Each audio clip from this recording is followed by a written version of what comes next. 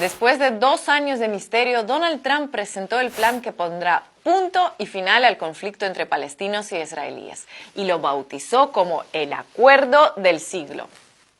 My vision presents a win-win opportunity for both sides, a realistic two-state solution, a historic breakthrough. Lo que no hizo, eso sí, fue especificar a qué siglo se refería. Porque no es la primera vez que Estados Unidos anuncia acuerdos históricos al respecto que no llegan a ninguna parte. Y si incluso acuerdos que fueron aceptados por ambas partes en su momento terminaron en un callejón sin salida, esta nueva propuesta no cumple ni eso.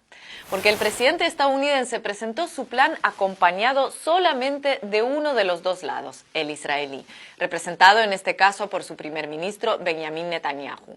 Mr. President, did you speak to the Palestinians about your plan, to the Palestinian president? Because there are reports. We will be reporting on that tomorrow. It's something they should want. They probably won't want it initially, but I think in the end they will. As you know, we cut off aid to Palestinians, and something I don't like to do, but we did that. And we think that there's a very good chance that they're going to want this. Me alegra anunciarles que después de mucho reflexionar, logré resolver un largo conflicto entre estas dos vecinas que peleaban por una parcela entre sus dos jardines. Felicidades, alcaldesa, pero ¿y la otra vecina? ¿Eh? Ah, la otra no sabe nada todavía, pero ya la llamaré, tranquilo, seguro que estará de acuerdo. Más ahora que le cortamos la luz y el agua. El encargado por Trump para diseñar el plan, su yerno Jared Kushner, proviene de una familia judía muy conectada con la clase política israelí. Tanto que el propio Netanyahu visitó la casa de los Kushner en Nueva Jersey cuando Jared era un adolescente, en 1998. Y este cedió su habitación al hoy primer ministro para que pudiera pasar la noche allí, durmiendo él en el sótano. It's a big opportunity for the Palestinians, and they have a perfect track record of blowing every opportunity they've had in their past, but perhaps maybe their leadership will read the details of it, stop posturing, and do what's best to try to make the Palestinian people's lives better. Por si un acuerdo entre dos partes auspiciado solo por una de ellas fuera poco elocuente, también el momento en el que fue presentado levantó suspicacias. El anuncio se produjo justo cuando Trump enfrenta un proceso de destitución que, aunque difícilmente llegue a prosperar, afecta su imagen de cara a las elecciones de fin de año. Más coincidental, si cabe, fue el timing para Netanyahu, quien fue formalmente acusado de soborno y fraude por el fiscal general israelí apenas unas horas antes de su comparecencia en la Casa Blanca. Pero ¿en qué consiste el llamado acuerdo del siglo? El plan se basa en la llamada solución de dos estados, con la peculiaridad de que la reclamación palestina respaldada por la ONU de retornar a las fronteras de 1967 ni se contempla.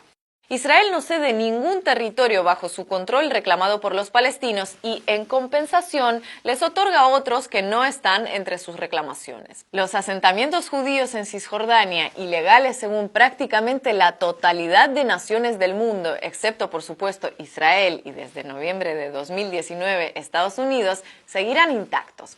La propuesta es mantener esa ilegalidad tal como está y detener futuras ilegalidades, pero solo durante 4 años. Contrario a lo que dicta la tradición salomónica, la disputada capital Jerusalén, que en parte o en su totalidad reclaman ambos lados, queda por completo en manos de Israel. A Palestina se le ofrece un distrito periférico fuera del muro como una especie de capital de consuelo. Israel cede un par de territorios de mayoría árabe y otros entre despoblados y completamente desiertos. Cerca de Gaza, junto a la frontera con Egipto, se instalarían una serie de empresas tecnológicas que emplearían a los habitantes de la franja. Las empresas, por cierto, no serían palestinas, sino israelíes. En total, la oferta israelí estadounidense en kilómetros cuadrados ronda el 80% de la reclamación palestina y dentro de Cisjordania mucho menos aún. En el plano financiero, el acuerdo incluye un gran desembolso de inversiones que rondarían los $50.000 millones, según anunció Trump. El Estado palestino no sería territorialmente contiguo, sino que estaría compuesto por una serie de islas de terreno unidas por puentes o túneles que atravesarían suelo israelí y por tanto estarían sujetos al control de las autoridades de ese país. Para ir de Palestina a Palestina, habría que contar con el visto bueno israelí. De cara hacia el exterior, la situación sería similar. El nuevo Estado palestino estaría totalmente confinado al interior de Israel. Ninguna frontera palestina tendrá contacto directo con otros países. Incluso en el caso de Gaza, que comparte 11 kilómetros de frontera con Egipto, estaría sujeto a acuerdos específicos entre el Cairo e Israel. Cada entrada y salida internacional desde o hacia cualquier punto del territorio palestino pasaría así inevitablemente por el control de Israel. Hasta por vía marítima, el mar territorial correspondiente a la Franja de Gaza, cuyas costas baña el Mediterráneo, seguiría siendo administrado por Israel, junto con sus reservas gasíferas submarinas. Por el aire, la cosa no cambiaría tampoco. El espacio aéreo sobre territorio palestino también sería controlado por Israel. Palestina no podría tener ejército propio, solo policía cuyo armamento sería previamente autorizado o rechazado por Israel.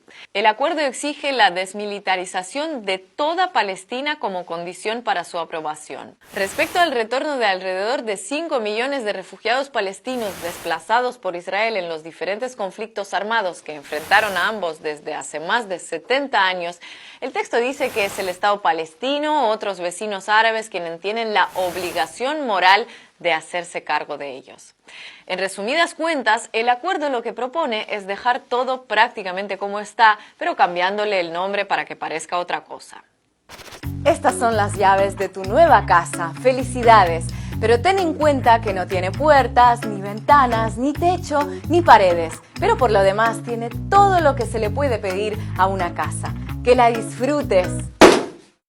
En lo fundamental, Palestina seguiría siendo lo que es, un territorio fragmentado en múltiples y pequeñas islitas, rodeado y controlado por otro país. Un modelo de Estado que no tiene precedente. Sí que tiene. Fue el utilizado por la Sudáfrica del apartheid para confinar a los habitantes no blancos en pequeños territorios aislados entre sí llamados Bantustán. Y con precedentes así, casi mejor era no tenerlos. Por supuesto, el rechazo de los palestinos al acuerdo fue frontal. Mahmoud Abbas, líder de la ANP, incluso rompió toda relación con Estados Unidos e Israel poco después de ser anunciado el acuerdo. Según algunos analistas, de hecho, el acuerdo fue diseñado y presentado con el objetivo de que fuera rechazado. Se puede debatir largo sobre si los palestinos están en condiciones realistas de obtener algo mejor o no, sobre el fracaso de sus diferentes estrategias para revertir la situación a lo largo de estas décadas, y sobre qué parte de responsabilidad tienen en el desarrollo del conflicto. Un conflicto largo y muy complejo que escapa a los objetivos de este video explicar en todos y cada uno de sus matices. Lo que no es debatible es la poca utilidad de una propuesta presentada por alguien que se autoerige juez y solo una de las partes enfrentadas y que ignoran por completo las demandas de la otra. Un acuerdo del siglo que más que ofrecer soluciones parece confirmar la falta de voluntad por encontrarlas.